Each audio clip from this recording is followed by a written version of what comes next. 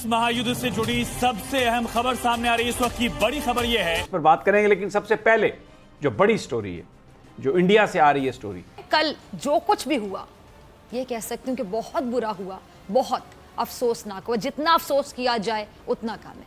हम सब कहें, अगर आपको यकीन नहीं आता, जरा एक झलक देखिए। रजा पहला क्लिप चलाइएगा जरा। अब जो वजह है ना इसके पीछे की, क्यों भारत के साथ दुनिया इंटरैक्ट करना चाह रही है।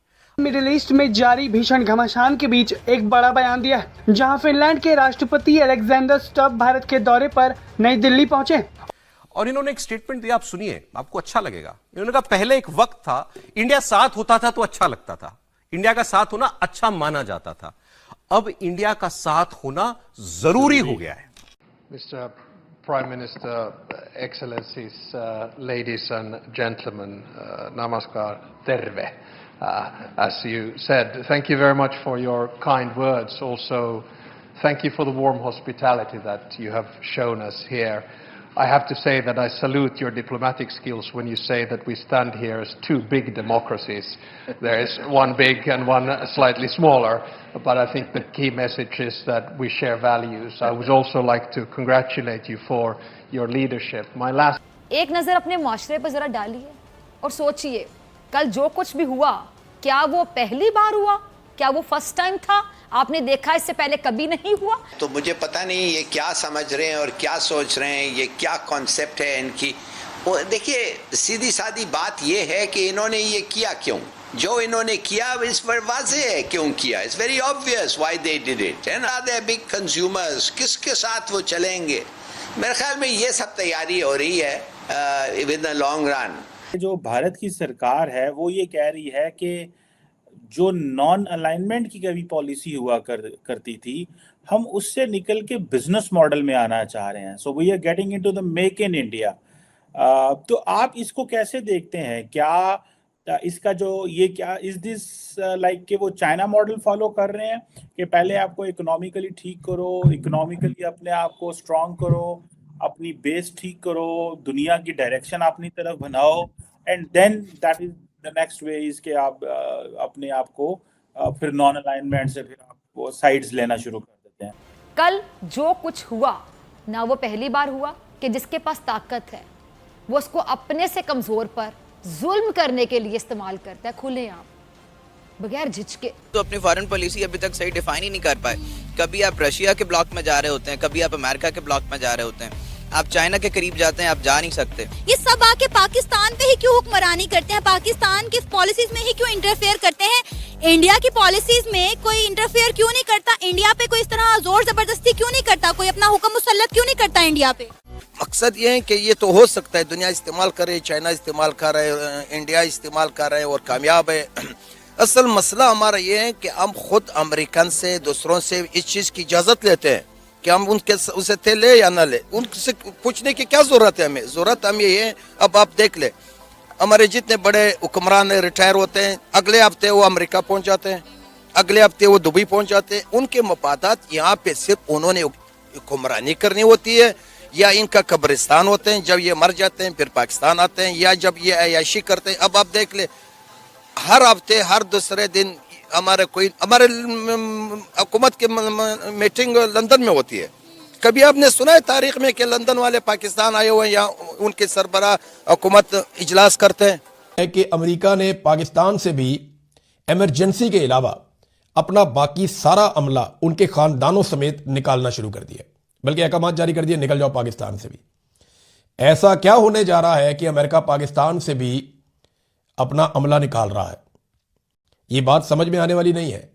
पाकिस्तान में हालात तकरीबन नॉर्मलाइज हो गए हैं और अब कोई बहुत बड़े बड़े जलसे जुलूस भी नहीं हो रहे, और पाकिस्तान की गवर्नमेंट में, फौज में ये सलाहियत है कि अगर कोई जुलूस जाए अमेरिकन एम्बेसी की तरफ तो उनको रोक सकें।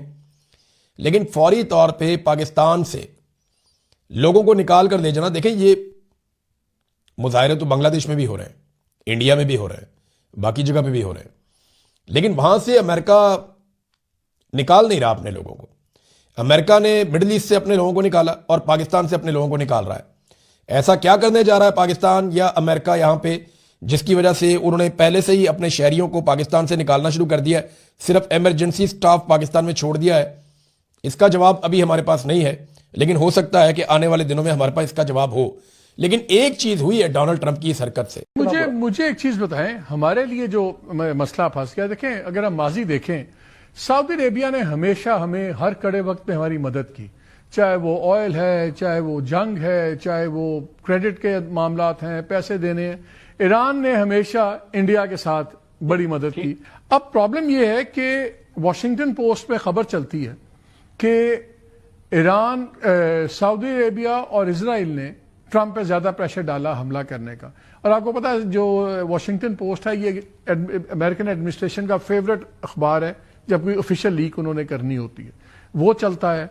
अब इस किस्म की बहस भी शुरू हो गई है कि जी जो अचानक एग्रीमेंट हुआ हमारा स्ट्रेटेजिक एग्रीमेंट, ये शायद सऊदी अरेबिया को हो सकता है पता हो कि कल को ईरान वॉर होनी है और वो उसके अंदर उन्होंने उसको प्रीएम्प्ट किया, सब कुछ किया।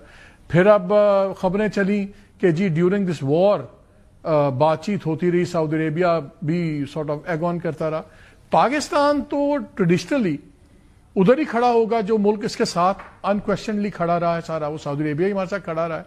तो क्या हमारे कितने चांसेस हैं अगर ये बात और बिगड़ती है between Iran and Saudi Arabia कि हमें उस एग्रीमेंट के तहत डायरेक्टली इन्वॉल्व होना पड़े? देखें, दो चीजें हैं। पहली चीज ये कि पाकिस्तान का सवाल ये नहीं है कि किसके साथ खड़ा होता है, पाकिस्तान का सवाल ये है कि पाकिस्तान के साथ खड़े होने का मतलब क्या है। नमस्कार दोस्तों, जय हिंद। दोस्तों, पीएम मोदी के सामने खड़े होकर नाटो देश फिनलैंड ने पीएम मोदी और भारत की जमकर तारीफ की है। उनका कहना है कि भारत की फॉरेन पॉलिसी सबसे बेहतर है और मुझे काफी पसंद आता है, क्योंकि भारत हर वक्त शांति के पक्ष में रहता है और कभी भी किसी पर आक्रमण करने के बारे में नहीं सोचता, क्योंकि भारत तरक्की पर जाना चाहता है और हमें ये काफ़ी पसंद है। और पीएम मोदी की जिस तरह से उन्होंने तारीफ की और इस बात को कहा, पूरी दुनिया हैरान हुई। जहां इस वक्त पूरी दुनिया में किसी न किसी के साथ कोई युद्ध चल नहीं रहा है, उस वक्त ये कहना काफ़ी अहम मायने रखता है। जहां पर एक नाटो देश जो पहले भारत को सिर्फ उस नज़र से देखते थे, जो आज उनकी नज़रिया बदल चुकी है और भारत अब एक महत्वपूर्ण देश बन चुका है। जहां भारत जिस देश के साथ खड़ा होता है उसकी पलड़ा हर वक्त भारी रहता है। दूसरी तरफ पाकिस्तान, जहां हर रोज उसकी बेइज्जती होती रहती है। दोस्तों, वीडियो पसंद है, वीडियो को लाइक करें, शेयर करें और चैनल को सब्सक्राइब। तो पाकिस्तान का इंटरेस्ट देखना चाहिए, ये खाली लॉयल्टी शॉयल्टी की बात नहीं मेरे ख्याल में। Logically would Saudi really want this? I can not, मुझे कोई इसकी लॉजिक तो आपका क्या ख्याल है? जो हेक्सेट की बातें हैं, जो ये लिंडसे ग्राहम की बातें हैं, ट्रंप की बातें हैं, ये तासुर देना चाह रहे हैं कि जैसे यार ये हम नहीं, मैं इसराइल के कहने पे नहीं आया, ये मिडल ईस्ट के अंदर बहुत से लोग हैं जो चाहते थे कि हम आए, लेकिन वो पब्लिकली नहीं कह सकते। इस क्यों, बिल्कुल ऐसे ही है। देखें, हेक्सेट बिलीव करता है, हेक्सेट जो है ना वो मेरे ख्याल में वो एक्चुअली जो कहता है ना वो बिलीव करता है, लेकिन बिलीव करने का मतलब ये नहीं है कि वो सही है, कि वो उस तरह ही बढ़के मारने वाला है। So I think they are misreading. They think कि जनाब क्योंकि उन पे बम गिर रहे हैं इसलिए अब वो हमारी साइड पे हो गए। आप देखें ना, जब ईरान का ये कार्रवाई शुरू हुई है कुछ दिन पहले, तो पहला काम डोनाल्ड ट्रंप ने क्या किया? He called Bahrain, UAE, Qatar, Saudi